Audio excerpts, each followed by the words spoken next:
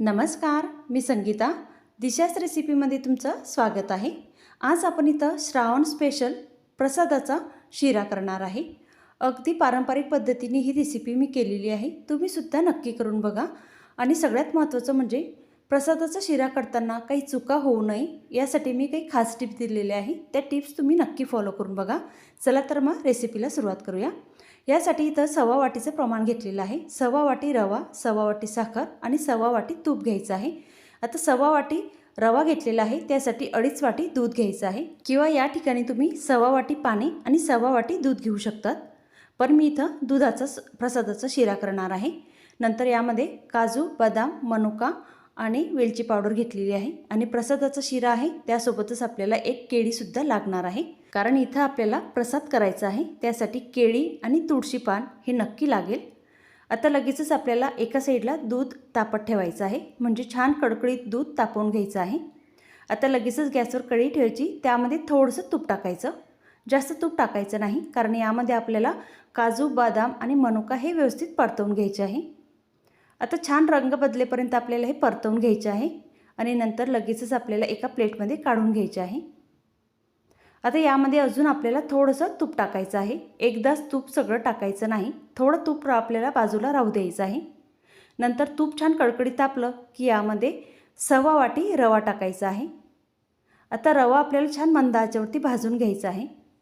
रवा भाजत असताना आपल्याला तो सतत मिक्स करायचा आहे, नाहीतर रवा हा लगेच जळू शकतो. तर त्यासाठी सतत आपल्याला तो मिक्स करायचा आहे. आणि आता बघा, लगेचच आपल्याला केळी घ्यायची आहे. केळीची साल काढायची आणि तिचे छोटे छोटे काप करून घ्यायचे आहे. कारण केळी आपल्याला रवा भाजत असतानाच भाजून घ्यायची आहे, कारण की प्रसादाचं शिऱ्याची चव आणि रंग हे केळीनेच बदलते. तर त्यासाठी केळीचे छोटे छोटे काप करायचे आणि रवा भाजत असतानाच आपल्याला ही केळी भाजून घ्यायची आहे. म्हणजे काय होईल ना बघा, चमच्याने असे छोटे छोटे काप असतात ना, ते छान चमच्याने दाबून घ्यायचे, ते मॅश करायचे आणि रवा आणि केळी आपल्याला छान मंद आचेवरती भाजून घ्यायची आहे. अगदी पारंपरिक पद्धतीने ही रेसिपी मी केलेली आहे. तुम्हीसुद्धा नक्की करून बघा. आणि रेसिपी आवडली असेल तर लाईक, शेअर, सबस्क्राईब करा. आता बघा, केळी आणि रवा व्यवस्थित मंद आचेवरती भाजून घेतलेला आहे. आता यावरती अजून थोडंसं तूप टाकायचं. नंतर आपण जे अगोदर परतवून घेतलेले काजू, बदाम, मनुका होते ते सुद्धा आत्ताच टाकायचे आहे. आता हे मिक्स करायचे आहे. नंतर एका साईडला दूधसुद्धा छान कडकडीत तापलेलं आहे. आता हे दूध टाकताना घाई अजिबात करायचं नाही, थोडं थोडंच दूध टाकायचं आहे. कारण तुम्ही जर एकदाच हे दूध टाकलं तर हे दूध आपल्या हातावरती उडू शकते किंवा आपल्याला चटका लागू शकतो. त्यासाठी हे दूध थोडं थोडं टाकायचं. आता सव्वा वाटी रवा घेतलेला होता, तर त्यासाठी 2.5 वाटी आपल्याला दूध हे लागणारच आहे. पण थोडं सावकाशपणे घ्यायचं आहे, म्हणजे थोडं थोडं दूध टाकायचं. आता हे मिक्स करून घ्यायचं आहे आणि दूध आटू द्यायचं आहे. आता रव्याने पण बघा छान दूध शोषून घेतलेलं आहे. आता या स्टेजला लगेचच आपल्याला साखर टाकायची आहे. आता सव्वा वाटी रवा होता, तर सव्वा वाटी साखर टाकायची आहे.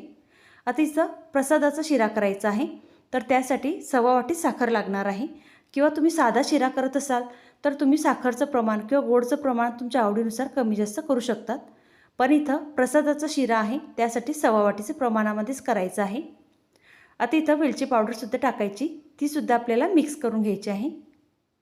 आता हे सगळं आपल्याला मिक्स करून झालेलं आहे. आता यावर झाकण ठेवायचं आणि 4 ते 5 मिनटासाठी झाकण ठेवायचं आहे आणि मंद आचेवरती होऊ द्यायचं आहे. आता झाकण काढायचं आणि आता बघा, इथं जे राहिलेलं तूप होतं ते तूप सगळं टाकून द्यायचं आहे आणि तुळशी पान टाकायचे आहे. तुळशी पान प्रसादाचा शिरा करत असाल तर तुळशी पान नक्की टाका. प्रसादाच्या शिऱ्यालासुद्धा खूप छान चव येते आणि पारंपरिक पद्धतीने करायचं असेल तर तुळशी पान हे नक्की टाकायचं. आता यावर झाकण ठेवायचं आणि आता बघा, छान कडेने तूप सुटलेलं आहे आणि इथं प्रसादाचा शिरा तयार झालेला आहे. रंग बघू शकतात, मस्त आलेला आहे. आणि प्रसादाचा शिरा म्हटलं तर चव तर खूप भारी येते. आता या रेसिपीसाठी काही खास टिप्स. पहिली टिप्स म्हणजे तुम्हाला सव्वाच्या प्रमाणामध्ये हा प्रसादाचा शिरा करायचा आहे. तर तुम्ही वाटीने घेऊ शकतात किंवा पावने घेऊ शकतात किंवा किलोनीसुद्धा घेऊ शकतात. फक्त एवढंच आहे की रवा, साखर आणि तूप हे सारखं प्रमाण घ्यायचं आहे आणि दूध रव्याच्या दुप्पट घ्यायचं आहे, म्हणजे तुमचा प्रसादाचा शिरा अजिबात बिघडणार नाही. दुसरं म्हणजे केळी आपल्याला रवा भाजत असतानाच भाजून घ्यायची आहे, नाहीतर प्रसादाचा शिरा संध्याकाळपर्यंत हा काळा होऊ शकतो आणि चवमध्ये सुद्धा बदल होतो. आणि तिसरं म्हणजे प्रसादाच्या शिऱ्यासाठी आपल्याला गाईचंच दूध आणि गाईचंच तूप वापरायचं आहे, म्हणजे अगदी पारंपरिक पद्धतीने प्रसादाचा शिरा हा तयार होतो.